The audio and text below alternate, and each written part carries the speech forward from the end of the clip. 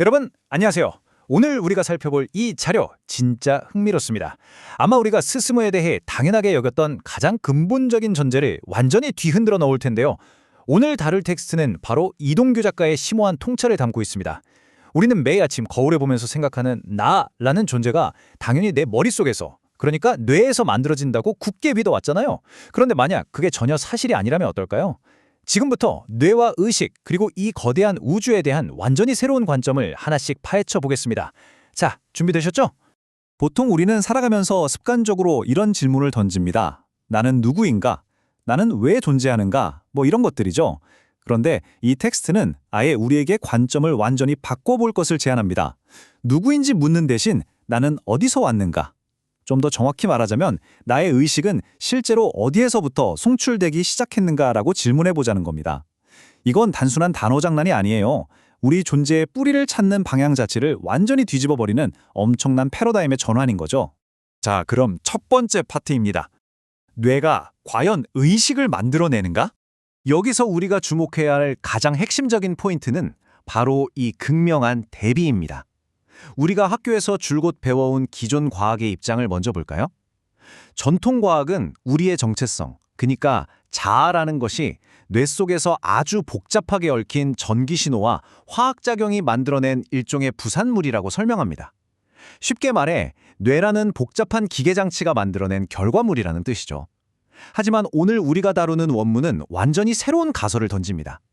뇌는 의식을 뚝딱뚝딱 만들어내는 공장이 아니라 단지 어딘가로부터 의식을 수신하는 역할만 한다는 겁니다. 전혀 다른 이야기죠? 두 번째 파트로 넘어가 보겠습니다. 바로 의식 수신기, 안테나 가설입니다. 이 개념을 기가 막히게 설명해주는 비유가 하나 있습니다. 라디오를 한번 생각해 보세요. 라디오 기계 안에서 음악이 직접 연주되거나 만들어지는 게 아니잖아요. 만약 우리가 망치로 라디오를 부숴버린다고 해서 방송국에서 쏘아올리는 음악 자체가 이 세상에서 사라지는 건 아닙니다.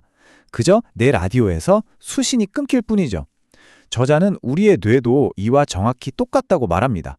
우리의 뇌는 특정한 주파수를 잡아내는 아주 정교한 생물학적 안테나일 뿐이라는 겁니다. 내가 스스로 생각하는 게 아니라 우주의 어떤 생각이 내 뇌를 통해 흘러나오고 있다는 뜻이 되는 거죠. 세 번째 내용입니다. 우주 클라우드에 접속하다. 자, 만약 우리 뇌가 안테나라면 당연히 그 신호를 쏘고 있는 어떤 방송국이 있어야겠죠. 여기서 원문은 스케일을 확 키워서 매우 흥미로운 개념 하나를 도입합니다.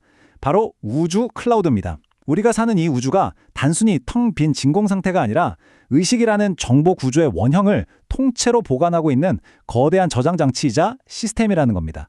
말 그대로 우주 단위의 클라우드 서버인 셈이죠. 여기서 우리한테 아주 익숙한 비유를 들어볼게요. 여러분, 스마트폰으로 매일 클라우드 서버에 접속해서 사진이나 데이터를 불러오잖아요. 그것과 똑같습니다. 물리적인 형태를 가진 여러분의 뇌는 우주라는 거대한 서버 안에 있는 여러분만의 고유한 의식 프로필에 그저 로그인하고 있다는 뜻입니다. 생명과 의식이 탄생하는 과정을 단순한 세포 분열이 아니라 이 거대한 우주적 네트워크에 접속하는 과정으로 보는 거죠. 진짜 놀라운 관점 아닌가요?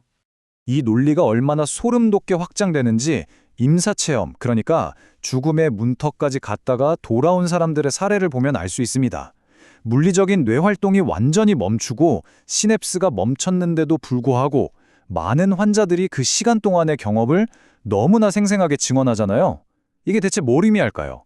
죽음이라는 게 여러분의 고유한 데이터가 영원히 삭제되는 게 아니라 그저 물리적 육체라는 디바이스에서 잠시 로그아웃하는 과정에 불과할지도 모른다는 걸 강력하게 암시하는 겁니다. 만약 우리의 기억과 정체성이 이 나약한 육체에만 갇혀 있는 게 아니라 우주의 어떤 층 혹은 블랙홀 안의 다른 차원 같은 곳에 안전하게 저장되어 있다면 우리는 정말 중요한 철학적 질문을 하나 마주하게 됩니다. 과연 우리의 마음은 우리 각자의 머릿속에 완전히 고립되어 있는 걸까요? 아니면 거대하게 공유된 네트워크의 일부일까요? 저자의 주장에 따르면 우리는 분명히 거대한 우주적 그물망의 일부입니다. 우리가 만약 다들 고립된 섬처럼 떨어져 있다면 도저히 설명하기 힘든 현상들이 있거든요. 굳이 말을 안 해도 마음이 찌릿하고 통하는 텔레파시나 번뜩이는 직관, 혹은 지구 반대편에 있는 과학자들이 신기하게도 동시에 같은 발견을 해내는 일들 말입니다. 이 가설로 보면 이건 단순한 우연이 아니에요.